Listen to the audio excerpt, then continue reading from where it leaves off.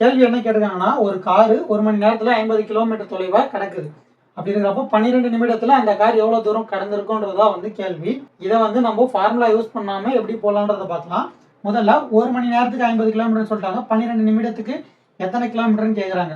இப்போ நம்மளுக்கு வந்து கேள்வியில நிமிடத்தில் கேட்குறாங்க. அப்போ மணியை நிமிடமா மாத்திங்க. 1 மணி நேரத்துக்கு வந்து 60 நிமிடம். 60 நிமிடத்துல 50 கிலோமீட்டர் கடக்கு இல்லைங்களா. இப்போ 12 நிமிடத்துல எத்தனை கிலோமீட்டர்னு கேட்டிருக்காங்க.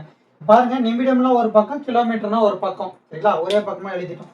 இதை வந்து நம்ம குறுக்கு பெருக்கல்லாம் பண்ணணும்னு அவசியம் இல்லை. இப்போ மேலையும் கீழையும் எதுக்கு வந்து மதிப்பு இருக்குன்னு பாருங்க. ரெண்டுத்துலையுமே மதிப்பு இருக்கிறது இதுதான். இதுல ஒரு மதிப்பு இல்லையா. அப்போ இது என்ன பண்ணணும்னா, இங்க 12 என்ன பண்ணா 60 ஆகும்னு பார்த்தீங்கன்னா 12 × 5ஆல பெருக்கினீங்கன்னா உங்களுக்கு 60 வந்துடும். அதே போல இங்க 5ஆல பெருக்கி இருக்குமா, இங்கேயும் 5ஆல பெருக்கணும். எந்த எண்ணை வந்து 5ஆல பெருக்குனா உங்களுக்கு 50 வரும்னு பார்த்தீங்கன்னா 10. இப்போ 10 நம்மளுக்கு தேவையான பதில் வந்துருச்சு. 10 கிலோமீட்டர்ன்றதுதான் வந்து இந்த கேள்விக்கான விடை. அதாவது 12 நிமிடத்துல 10 கிலோமீட்டர் தூரம் கடந்திருக்கும். இதுதான் வந்து இந்த கேள்விக்கான விடை.